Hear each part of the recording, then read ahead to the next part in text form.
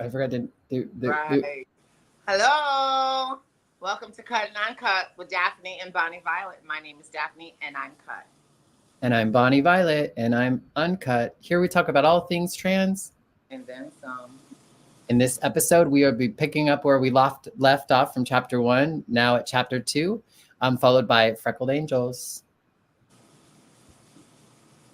Big shout out and a huge thank you to our Patreon members, Skylar being in our tier trade. Our free members are Jacob Blankenship, Elizabeth, Danielle Loyal, Bertha D, and Carrie Beardsley. Eclectic Fandom, and our newest member is Alexi Satala. Hugs and kisses, and thank you for joining us. All right, and be sure to watch us on YouTube, which most of you probably are right now as we're live streaming. But you can also join us on Patreon for free or a paid tier, or follow us on TikTok, and be sure to get that merch you're envious of, right? How you doing, sis? Looks like we got some. Good. Happy Pride to everyone. Hey, Miss Deanna girl. Nope, you're right on time. Yeah, she is right on time. Right on time. Yes, and happy Pride to folks. The TV show is on. It is on. Yes. Okay, Bonnie. So talk to me about, give me some prequels here. Some prequels? What do you mean? Yeah, so we're in Freckles 2, Freckled Angels, and chapter 2. And thank everybody for doing the chat with us. There were some amazing chats, suggestions in there. Keep chatting in, keep joining us, keep giving us suggestions. I have put in a comment a couple of times for Bonnie to write them down because there were some amazing ones in there. So yeah, we got a good run. Yes, we definitely do, and I will get caught up this week. So, I was looking up. Janine Walker is the one she's a new sub, I believe, and she also recommended the Freckled Angels, which we'll be doing we'll do after chapter 2. Is this the LP one that she was explaining? Freckled Angels was one of Ren's first song. It was on his first album, I believe, was called Freckled Angels was the album. And then Freckled Angels was about Joe, which is his friend who passed from suicide that we discussed in last week's chapter 1 video. So I thought it made sense that we would go ahead and top off into that this week. So that's what I was thinking. How was your weekend and stuff? My weekend was really good. I went and listened to some dark 80s music with one of my neighbors. Dark 80s? Yeah. Dark 80s, yeah. What's dark 80s? For those of you that don't know what dark 80s music is, it's my era of we called it new wave music, where there are bands like The Cure, Susie and the Banshees, Depeche Mode, Pet Shop Boys, all of those good guys are yeah, we were the ones that faded into black. Like Pet Shop Boys, and then we're considered dark? Well, they're dark 80s. Because we wore dark clothes and with the punk hair and got you. It was so fun to see all these people with their canes. With their canes, dancing on the dance floor, the videos. Good times. Yeah. Nice. And what about you? I had the fashion show finally happened after months of planning, and we had hundreds of people show up. We literally had over 300 people showed up. Wow. We made $1,000 for charity for ACLU, which is great because it was a free all ages event. And it turned out really awesome. It was better than we could have even imagined. And it was just the first year. It was our first little shot at it, and it was pretty rad. It was pretty rad. Aren't you glad I pushed you into doing that, Bonnie? Oh, please, girl. Please. I don't want to do it. I don't know. Right. You put your tail out there and show them what you got. Thank you. Thanks for the congrats, Deanna. Should we get going? Let's do this. Everybody's waiting. So this is chapter 2. Just need to change the little overlay here real quick. Okay. We're in Pride Month, so I changed our little flags to Trans Pride, but here we go.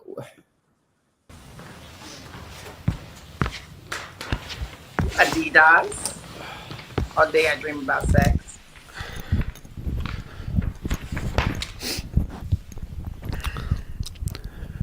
A year of living in a nightmarish purgatory does strange things to your psyche. I was still trying to push through university, but I found myself missing many lectures to stay in bed. I started noticing more unusual symptoms creeping in, a strange buzzing sensation in the soles of my feet. My vision started looking like fuzzy television static, something that I later learned was called visual snow, something with no known origin. My calf muscles started constantly twitching and spasming. At any moment they wouldn't go longer than 20 seconds without twitching, and that can drive you a bit nuts. All these symptoms I still live with to this day. You just become very used to tolerating constant discomfort. It becomes kind of the norm and kind of becomes like an annoying, unsettling radio static in the background of existence. I stopped taking my antidepressants after having cycled many different kinds. None of them helped. All of them gave me some new kind of symptom or side effect like insomnia, dry mouth, heart palpitations, no libido, etc. I spent a lot of my time alone, but in the moments of respite I'd hang out with friends. We formed a band called Trick the Fox the year before I'd gotten sick. It was the one ray of sunshine I had at the time. I quickly became friends with a bass player called Charlie, and we developed some kind of musical telepathy where we both knew what the other was going to play before it even happened. He was the first musician I've ever felt this kind of chemistry with. I became a kind of third wheel in his Momoko's relationship. With time, Momoko became like a sister to me. To this day, it's one of my favourite people on this spinning rock.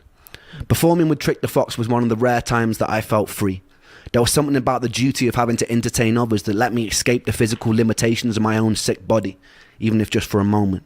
I usually pay for it the next day with what can only be described as an energy hangover where I'd be stuck in bed all day, but for me that was worth it. Those days I was still fairly functional. It was around this time I started losing faith in the medical industry. The more appointments I'd go to, adamant that something was wrong, the more of a hypochondriac they treat me as. Medical gaslighting is a real thing with chronic illness. They chalk me down as someone who was always requesting blood tests, and my mental health diagnosis probably didn't help that. Strangely, they never tested me for any kind of pathogens. I decided to embark on a precarious journey into the Russian roulette chamber of Dr. Google. I would type in the most predominant symptom of the day, and Dr. Google would tell me that I have a rare disease and I'm probably going to die. With time, I sharpened my search engine axe and refined what I was looking for. I dived headfirst into the abyss of online support groups, hoping to find solace or answers amongst fellow sufferers. We were like crabs in a barrel.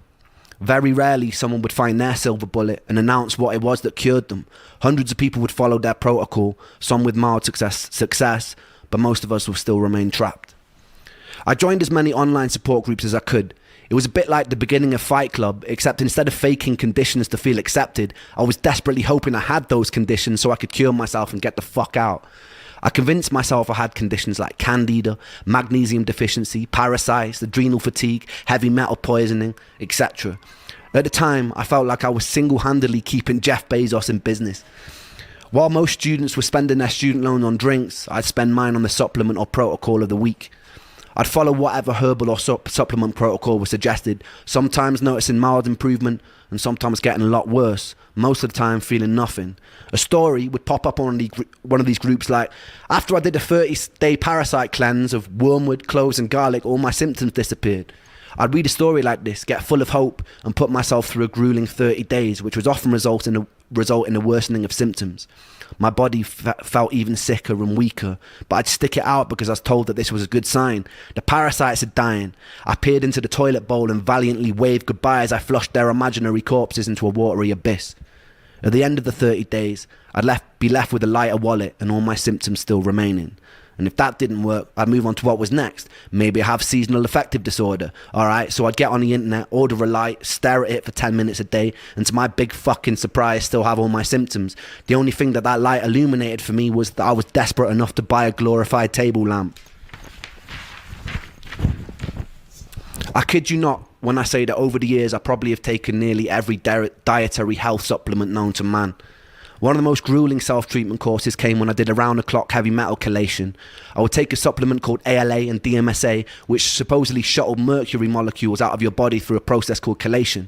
I would have to take the pill once every 3 hours around the clock, which meant setting multiple alarm clocks to wake up and take them. The supplements came with their own side effects. I remember one time standing in a supermarket and feeling like the sounds and lights were so bright that I couldn't even bear to be in there. I stopped with this protocol for a whole year with no luck. I was still coming to terms with the death of one of my best friends during this time too. I was too sick to hold down any kind of stable job, so I was mostly living off my student loan. Welsh students study in England also weirdly get given a small sum of money just for being Welsh, or almost like a "we're really sorry that you're Welsh" sort of condolence prize. I've always prided myself on my financial independence, so whenever I could, I'd get out on the streets of Bath and I'd busk. I remember the very first time I did. I had my guitar in hand, I perched myself on a bench, took a deep breath, and then bared my soul to the jury of the street, and it was exhilarating. People sometimes ask me what music means to me, and it means life. This was usually the one time I felt like I didn't want to die. This was the one time I could feel a resemblance of something that resembled spirit, that resembled my soul, that resembled me. I even found myself cracking jokes with onlookers, which for someone dripping with social anxiety at the time was huge for me. It was March, roughly 3 months after Joe had died, and I was sitting on a bench in Bath with my guitar singing into a busy street. And this is when I would meet the first angel of this story. I'd see 2 more angels years later, one in the guise of a homeless man, one a doctor cheating death in the Beverly Hills clinic, but that bit will come a little bit later. The angel was walking on the opposite side of the street with a mother. They both stopped to watch me for a moment. I saw her mum whisper something to her. The angel turned bright red and she giggled and they shyly approached. We got talking and the angel asked where I was from. I told her that I grew up in Wales in a small village that was once described in a local newspaper as being worse than an Iraqi war scene. I told them they would have never heard of it. They looked surprised and they said they had family there. I asked which part and it turned out to be the village that I grew up in.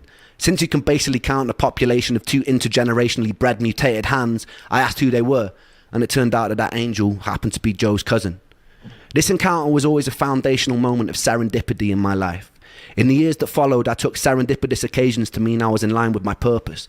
Sometimes I felt like I'm following a script. It's just that I don't know the words or actions until they actually happen. But in moments of serendipity, I feel like they are playing out exactly as they were meant to. It was quite a bizarre moment for me that hundreds of miles away by chance this angel would be related to my lost friend. Upon learning who I was, they invited me back to theirs for a cup of tea, and I accepted and I fell in love. It was really good tea. That week, the angel took me to a favourite botanical garden and she pointed out a favourite flower. So that night, true story, I dressed in black, broke in by climbing over the fence, dug up the flower and presented it to her the next day. She called me insane, but it's safe to say that angel ended up being my first serious girlfriend. It was a weird kind of relationship. We both shared an unusual trauma for people who were so young, brought together by a tragedy. Even though sometimes I feel like she might have hated me at the time, I was convinced like it was some sort of Shakespearean fate that had brought us together. A morbidity that birthed light, that it couldn't be anything else. It felt like divine intervention. She was pretty troubled in her own way, and I was very troubled in mine. But in between the sludge of dealing with the constant symptoms, it was beautiful. That summer, her parents took us to Centre Parks, which is a posher version of Butlins, if you don't know, where they paid for all the activities and meals, and they let me do whatever I wanted. Coming from a poorer family, I wasn't really used to being spoiled to that degree, but I figured I'd just roll with it. One morning while I was there, I got a call from my friend Sega, and he sounded pretty mixed up, so I asked him what was wrong. He told me that there was no easy way to say it, but one of my other best friends, Callum, had died. He'd gone cliff jumping in the same cliffs we used to jump off as kids. The sea was particularly choppy that day, and he caught a cross current and he started to drown. Another guy that he was with had jumped in an attempt to save him, and they both drowned. The first day I met Callum, I was 11.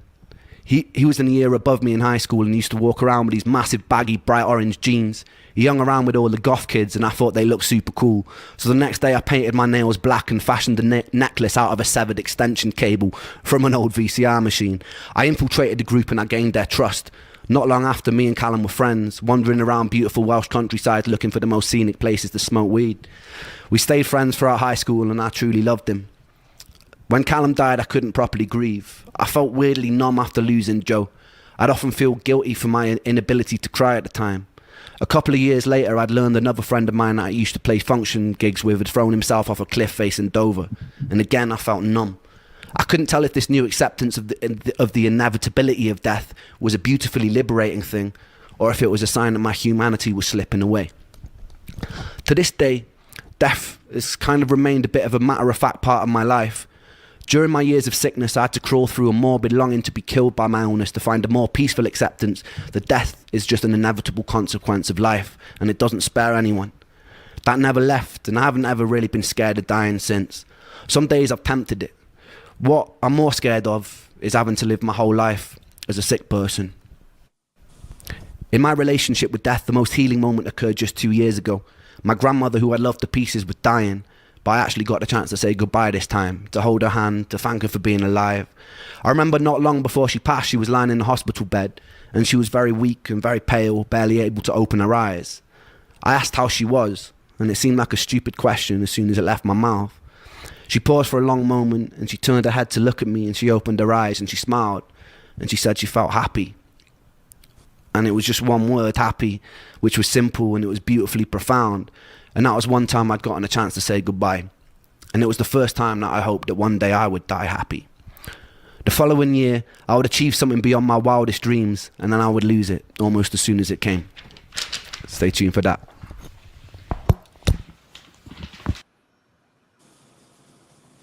Should we stop there? I know we went like the whole time without stopping. I'm shocked. No, I mean, it just felt good to do that. Wow, Bonnie, this poor baby. There's so much to unpack there. My first questions were, was he sick? This is a sickness before the Lyme disease, or this is the same illness? It's the Lyme disease, but it's before he knows, like before he knows what it is. Yeah. Okay. So And it is. Yeah. yes. Yeah. No. And then the second thing is, not only is he sick, but his brain is broken too. It's like Deanna just said, it's heartbreaking, and the loss and the wishing of death, and then there's the storyline just in general is like phenomenal. I mean, it's such a sad but beautiful struggle that someone can talk about it and even write about it, and it sounds beautiful just writing it, but tragic at the same time. What do you think?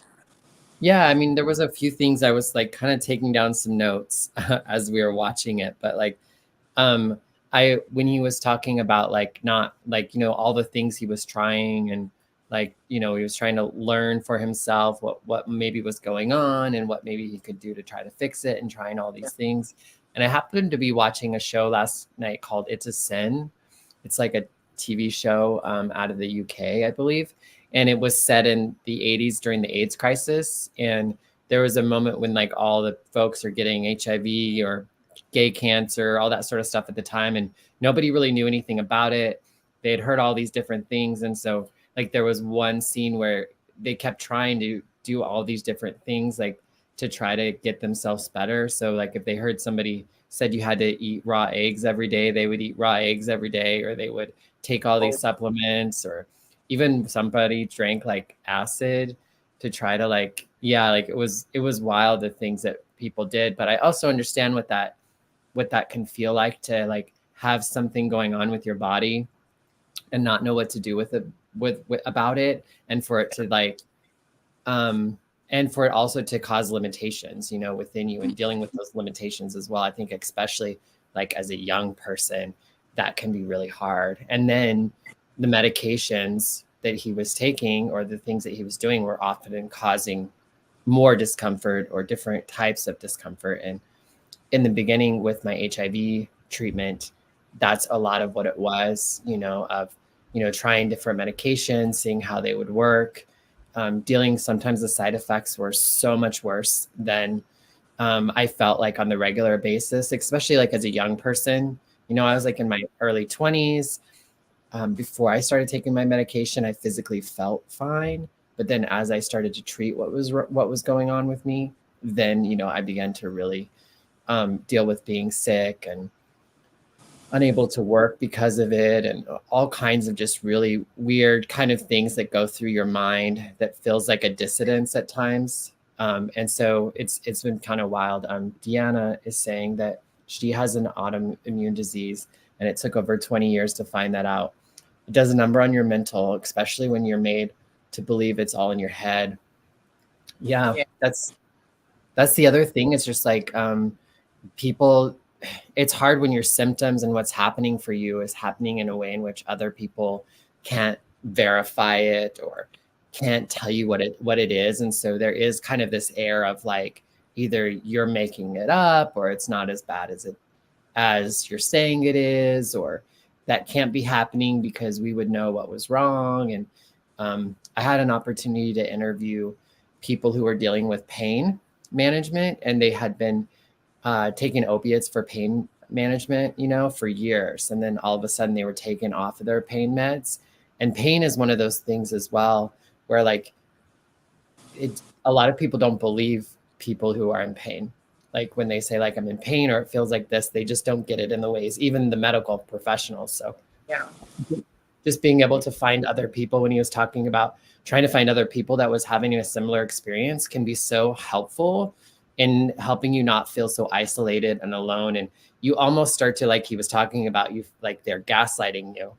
And then you start to think, well, I must be, you know what I mean? There must be something wrong in my head or whatever, And so it's really helpful to be able to connect with other people. And that's why I think it's really great that he's willing to share what his experience is, because there's going to be plenty of folks that are going to get to hear what he said, what he's talking about, and they'll be able to relate to it either because they're going through it right now, or maybe it's something that they went through, already.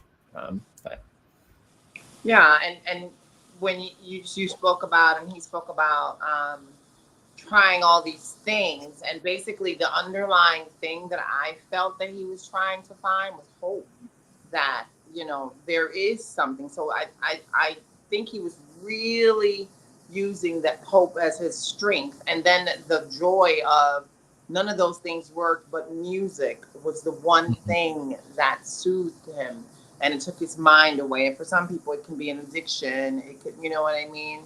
right. But and those things were, I guess he wouldn't consider those to helping, but the music he loved, and through his music he found his first girlfriend, and he found another connection.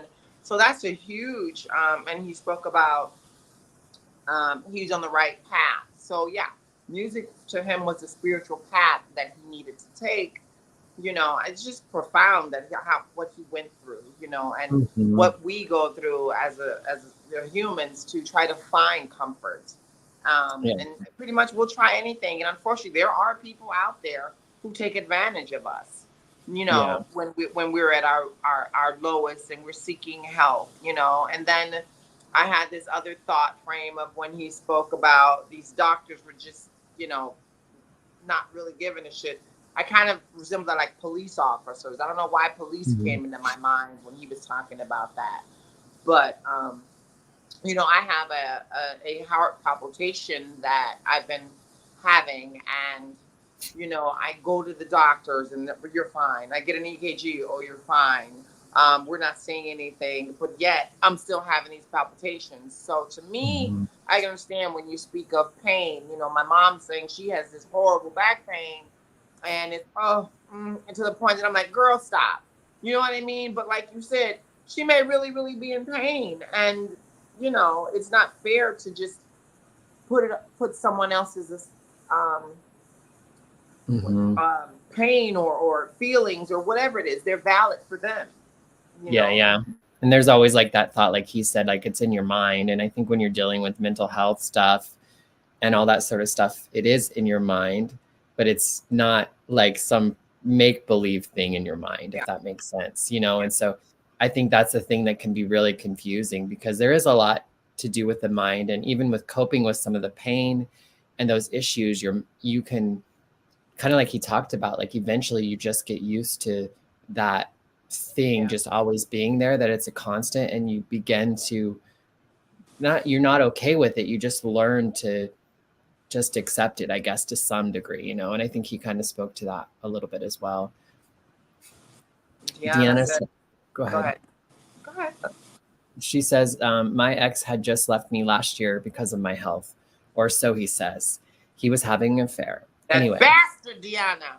I know, right? Anyway, that's when I found REN. Quite literally saved my life. I didn't feel alone anymore. Yeah, that's cool. I'm glad you mentioned that, Deanna, because my spirit wanted me to ask this question to all of the renegades out there. You are very loyal and love this man. What is the connection for you that brings like a community together, if you will. Yeah. Because now I'm invested. You know what I mean? And for me, Mm-hmm. the connection is my life struggles or my life. You know, when someone speaks about something, immediately as an individual, you want to put your resonance. Is that the right word? Your is that the right word? Resonance, or how it resonates? Yeah, how it Uh-huh. resonates for you. How does that translate for you? What gives you the passion to connect with him that way? I would love to know Mm-hmm. what it is for everyone that it is that you connect with Ren. That I Yeah. think that's important for me to understand. Mm-hmm. Well, and that's a lot of Thank you what for sharing, Deanna. Rin was talking about, how like just meeting the girl who was like a cousin to, like, and kind of feeling that like there was some sort of like even like divine timing or serendipity or however way you want to like refer it, in which kind of made that happen. And that's exactly what it was for me too. Like she mentioned that it was High Ren was the song that she heard. And that was for me too. When I got introduced to Ren, it just came up on YouTube and I was having a really difficult time spiritually. Um, just a couple years ago. And it wasn't even a couple years ago. It was like maybe around a year ago or so. And I came across High Ren and it made me not feel so alone in what I was going through. And it reminded me of like hope. And it reminded me of like the bigger picture. It almost even made me feel more connected to my humanity I over love, like I love that. over all humanity, that it's something that we've dealt with our like, and it's something that we're continuing to deal with, but also that we're getting better at, I guess. Like, so there's like kind of this sense of hope, and this connectedness that was just really, it was a very serendipitous, moment for me as well when I got introduced to High Ren, or got introduced to Ren through High Ren. Interesting. Yeah, I Yeah. feel that with Mariah Carey. Hey, I think that's like the power of magic and art in general, is that oftentimes it speaks to us in ways that are healing, not only to the artist but also to those who get to witness it or experience it in some form or fashion. And then he did start talking about dealing with the loss of people around him as well, as like, because he's not only dealing with his own body limitations and potential, death. I'm sure that was something he feared often. But then to start to have your friends around you also die, that would have had to just increase The darkness. yeah, definitely, I would think. And he is a bad boy. I don't care what you say. I think that girl liked him because he was a damn bad boy. Who climbs Mhm. over a fence, goes and steals the people's flower, and gives it to her? Yeah, Red is a Mhm. bad boy. All girls like bad boys. Or a hopeless romantic, one or the two. Yes.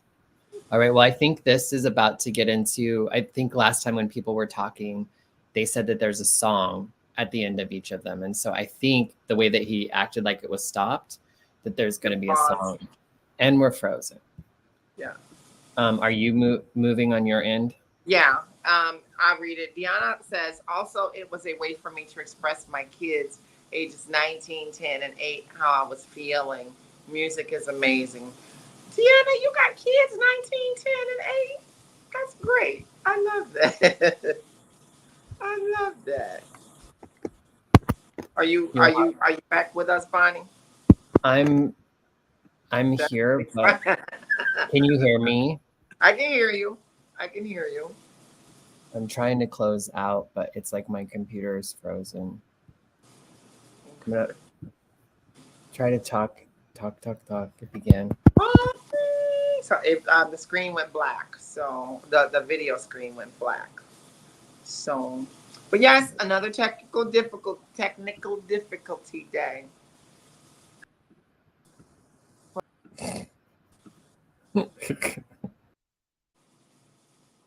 I don't know what you did, Bonnie. I don't know if I'm still going. So I'd like to hear what else people thought about chapter 2. Sounds like he had it grew up on the other side of the tracks as I would like to say side of the tracks, but he got to experience some good things in his life. So that's really cool. And now I know what busking is. So I guess I'll be taking over Bonnie's show. I'm just kidding. So please continue to share your thoughts on this. There she. Oh, hi, Bonnie. I was kidding. I wasn't going to take over your show. No, you should. You should. It's so annoying when that happens. I'm going to have to keep talking because now I'm going to have to re-upload. Deanna says she's 40 years young. My oldest is a junior in college. You go, girl. You're still a baby yourself. Yes, you are 45 years young. I will be 50, what, Bonnie? 52 this year. I know. I know. And I'm still trying to, I think for me, my hope is to still try to find a relationship in this world. Yeah. That's what I'm hoping for. I'm just tired of like the whatevers. You know what I mean? I really have to open myself up to be more versatile, I guess. I don't know. And give up on the love thing. Yeah. All right. Well, I think we're back in business. I think this is the tail end and should get right into the song here. So okay. There we go. And she smiled and she said she felt happy. And it was just one word, happy, which was simple and it was beautifully profound. And that was one time I'd gotten a chance to say goodbye. And it was the first time that I hoped that I would achieve something beyond my wildest dreams, and then I would lose it almost as soon as it came. Stay tuned for that. Right, here we go. I don't wanna hear no words today, because they pull me under. In the castle of my room I'll hide away from the outside thunder.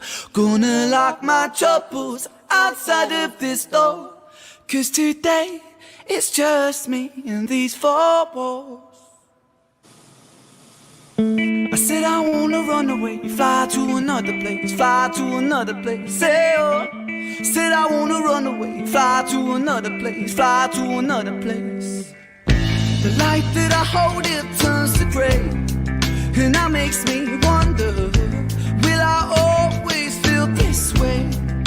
So far under, but I put my soul on show for everyone to see, 'cause even though it's bruised, I know it holds such beauty. I said I wanna run away, fly to another place, fly to another place, say oh. I said I wanna run away, fly to another place, fly to another place. Nobody here but me today, but that makes me stronger, 'cause I wash away the pain under sheets of feather. Gonna lock my troubles outside of this door, 'cause today it's just me and these four walls. I said I wanna run away, fly to another place, to another place, say oh. I said I wanna run away, fly to another place, fly to another place, say oh. I said I wanna run away, fly to another place, fly to another place, say oh. I said I wanna run away, fly to another place, fly to another place. I crave relief in solitude. I search for peace, but pain pursues. Please something, just free me, give me some truth. My head is a prison, I need to move.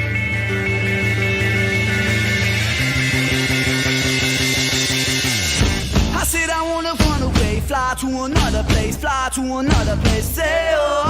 I said I wanna run away, fly to another place, fly to another place. I said I wanna run away, fly to another place, fly to another place, say oh. I said I wanna run away, fly to another place, fly to another place. I said I wanna run, I said I wanna run, I said I wanna run, hey oh. I said I wanna run, I said I wanna run, I said I wanna run, hey oh.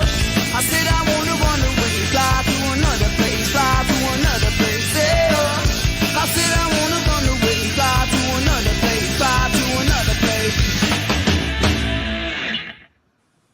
took me back to like late 90s, early 2000s music. He was so cute. He My looked goodness, he was very so young. cute. And the drummer, muscles. Mm. And it's definitely like it's Ren, you know, like Ren, no matter what he does, it's just like it's authentically him, you know. Yeah, he's so vast and different. And my first thought, Bonnie, was how difficult or how gifted it is to be able to play an instrument. Mm.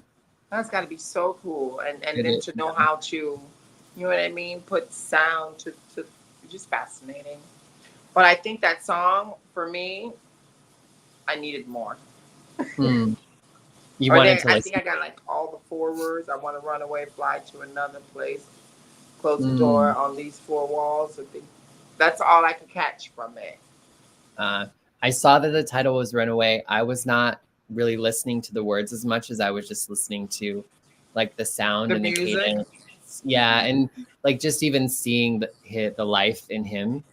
Like just seeing the, you know, the like I don't know, I just was more witnessing him you know, performing, I guess, versus like what was actually being said. But I'm sure if I listened to it again, I could catch it more. It's so hard, you know, like in these things, there's What always was so. Trick the Fox? Because he So tricked the Trick hell out of me. So Trick the Fox was the first band because he was actually talked about it at the beginning of this, where he was talking Oh, about okay. Yeah. Trick the Fox was like his first group, and he met Charlie, who would have been in that mix either way, maybe the person playing the drums, I'm not sure. And kind of talked about how they had telepathic, you know, a telepathic Playing connection. together. So I hadn't heard of that group either, but when I went to go find chapter 2 and other stuff, then it started to suggest it. And so then I was like, oh, I didn't realize he was in yet another band or another reiteration. So, but he also has a way of like connecting and collaborating with people that I think really like The band connects with him. Connects with the music with the band. In really And great changes ways. up with each, but they're very interesting. Yeah, definitely. I wanted to, Deanna was saying that she's starting all over in her life because she was married for 20 years. And I was curious, sometimes sometimes with framing of things, I sometimes like, I get what you're saying in the sense of like having to start life all over. But I don't know, sometimes it's helpful for me because I feel like there's been times of my life when I've like started, like, I know I used to always say I'm starting over, you know, because I think life happens and we have huge experiences that will change us forever. Like we will never be the same. Yeah. And it's kind of been helpful for me, I think, to think of like, it's just another, it might feel like a new life or another life, but the cool thing is that we get to take the cool thing and not so cool thing is that we get to take our life experience prior to that with us on the journey. It's not like oftentimes That's beautiful, Bonnie. I love that. And I don't want to like put any label on what she was saying, but when she said that, that's what kind of came to me, because I think when I was younger, I'd often think like, oh, fuck, I have to start over again. Oh, fuck, I have to start over again. And now I've just gotten to a point in my life where I just realized that just is a part of life, that things happen and Evolving. and it's help, you know, and when people talk about it's just another chapter or it's another whatever, but it has felt like I've lived many lifetimes, you know, and you know, there's that spiritual saying that in order to live, you know, we have to die to live, kind of that kind of paradox. And you know, sometimes things have to go away so that new things can come in, or so that we can experience something new and great. And it's awful that you're going through that, and I don't wish it on anyone. And also to just have some hope that, you know, there's so much more that's going to come from it. And it's sad, but, you know, I don't know all the circumstances, but it's been helpful for me to just see it as like a new thing instead of like, I have to start all over. I think even like start over, as they say in the program, you get to start over. Yeah, well, and sometimes they talk about like in recovery, you know, in some settings, you know, abstinence is such an important thing. And so the more time you have, like that's kind of part of it. Like that's the goal, right? And so if you end up relapsing or using and you start your time over, that it almost feels like, oh fuck, I failed, I have to start all over. And it's like, no, your time is over as far as your continuous sobriety, but your recovery is still like, that's just a part of your recovery now. And I think it's so important to, I think, because it can be so devastating. And I think there's a space of surrender that needs to happen if we find ourselves sticking substances in our bodies again. But I don't think it has to take us all the way back. And we can think about, we can just take it as a learning point. And I don't know, I just don't, I feel bad for people because I've seen people relapse recently. And it's like, you're not starting all over. And the beautiful thing about what I'm learning about Ren is that he's not a quitter. He talked about wanting to quit, but he has never given up. And he's consistently evolving, like you said, and changing and bringing more of his experiences with him and sharing that with people. Some people are where he was and some people are where he is now in their life changes and things like that. He speaks to such a powerful message. There's hope, there's strength, there's depression, there's pain, there's love, there's death. I mean, it's just a whole, I need a book. Right. Well, I think he also speaks to like that core part of all humans. We fight to stay alive. We like fight to live. And I think we all kind of do it in our own little ways, depending on how life comes at us. And I think he's able to talk about that. But I think he also shares that he didn't necessarily do it great either. Not that we have to label it great, but he referred to himself being in a toxic place, and that was not about his health. Really, it was about his mental or his behaviors related to his health, which is reasonable and oftentimes what we do. So I think that's also an important message we can get from Ren too, is that like, yes, you can overcome it and yes, you can work through it, but it might not, I don't know. There's not any one way or right way to do it, I guess. I don't know. All right. Well, we should, oh wait, we have a song still. Yeah, we have to do Freckled. I thought we were done already. All right. No, I mean, I'm like, I wouldn't have talked quite as much if I would have remembered. It's just going to take me a second to upload it because I have to re-upload it again from our little issue. If it'll let me.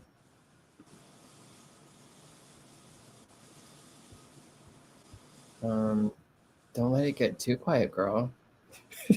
I'm waiting for you. What you want me to do? Tap dance? I know. Don't let it get too quiet. You already put me on the spot, which I realize that I have no depth inside of me. When you're gone off this screen, there's no depth to me whatsoever.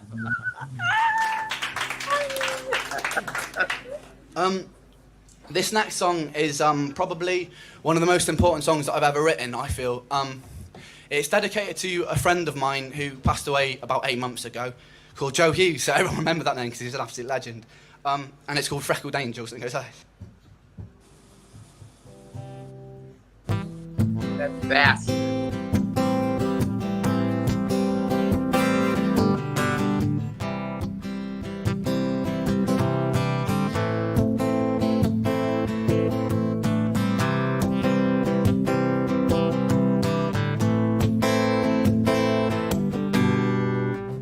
Could I have just a day where I'd get to see your face?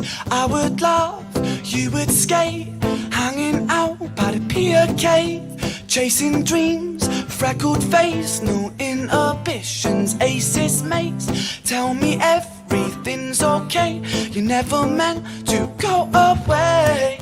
And I need something to hold on to. And I wish I could hold on to you, 'cause I will never ever forget you.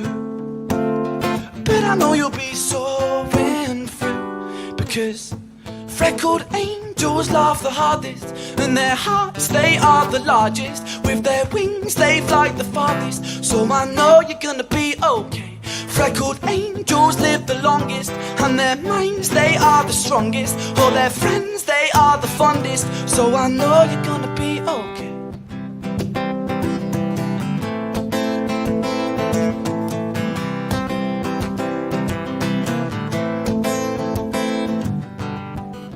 Could I have just a sec? Pull me up out of this wreck.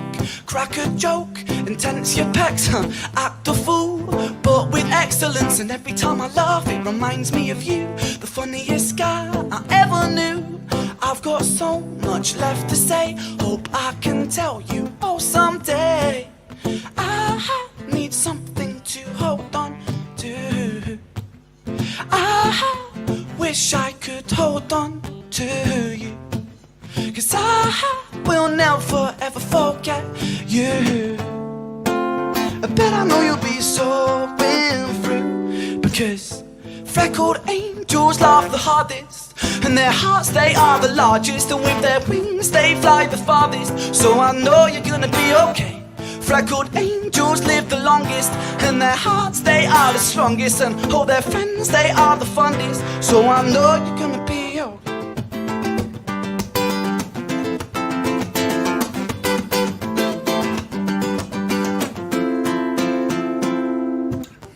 And I hope you can hear me singing to you, 'cause if so, I'll sing until my voice shatters and my lungs, they explode. I'll sing over a crowded room, so they all know how much I really miss you, Joe. Freckled angels laugh the hardest, and their hearts, they are the largest. With their wings, they fly the farthest, so I know you're gonna be okay. Freckled angels are the fondest, and their minds, they are the strongest. All their friends, they are the fondest, so I know you're gonna be okay.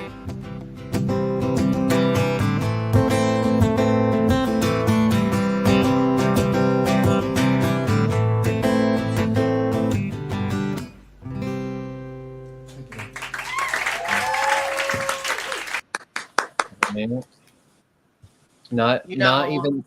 Go ahead. one of our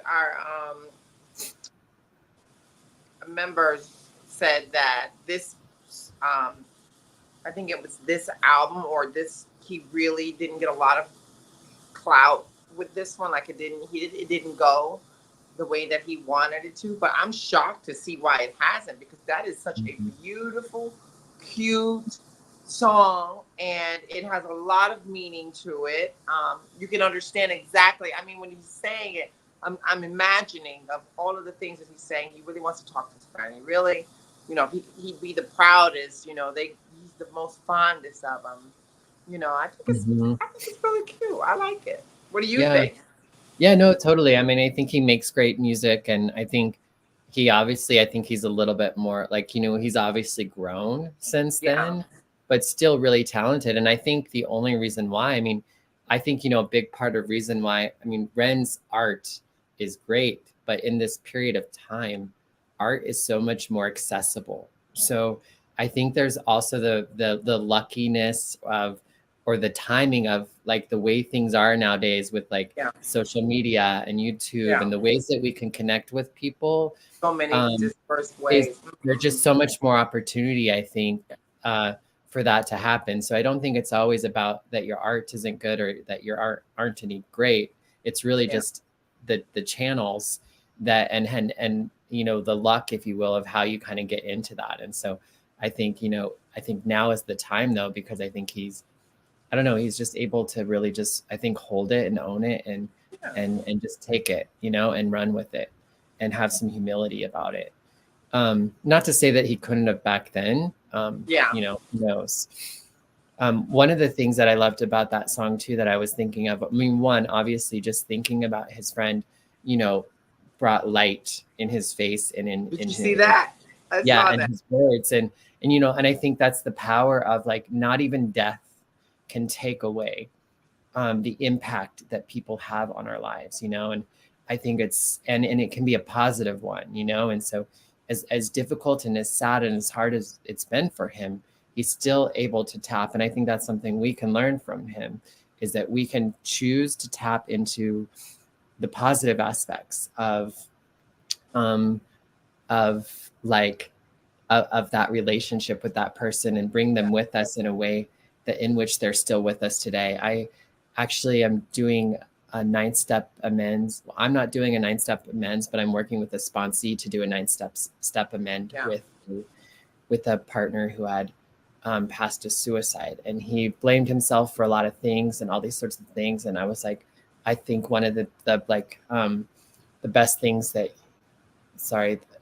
you can do is to find a way to have a positive experience when you think about him versus the negative, and so whether it's a ritual or it's like Ren wrote a song, like I think there's ways that we can change the narrative in a way that really like gives us life rather than kind of robs from us.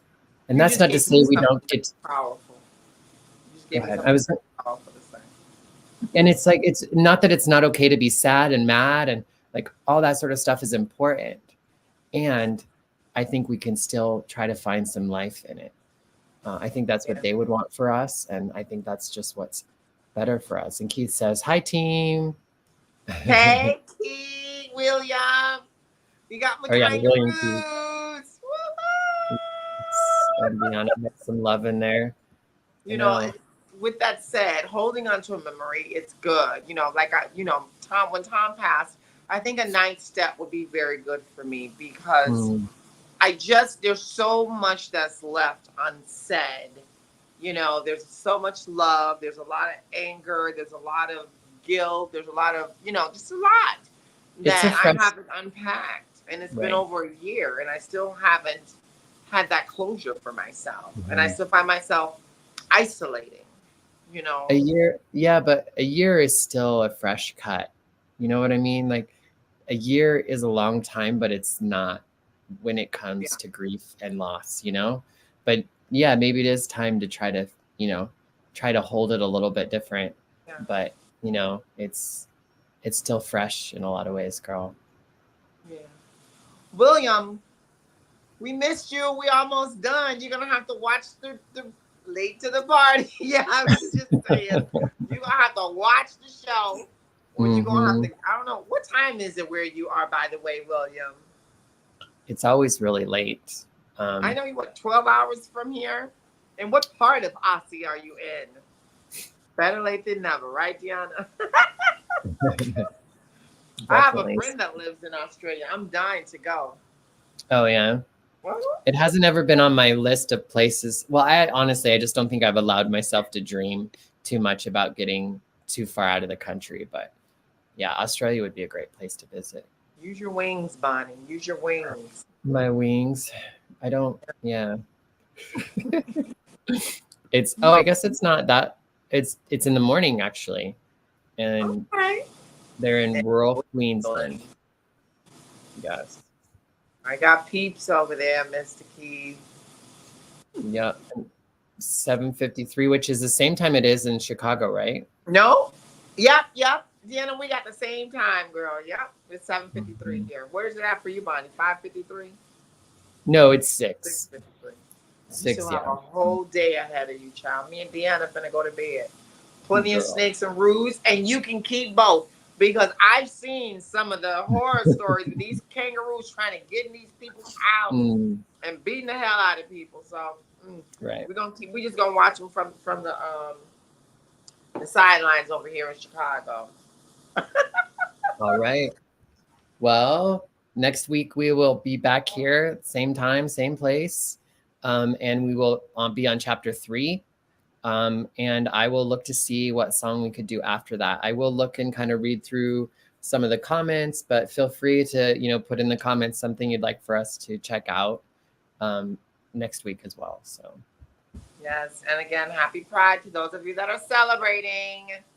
Be kind, be loving, and above all, love yourselves. Right, Bonnie? Yes. And what you will do, we love you until you can love yourselves. I don't have hearts tonight, but you get one anyway. Good night.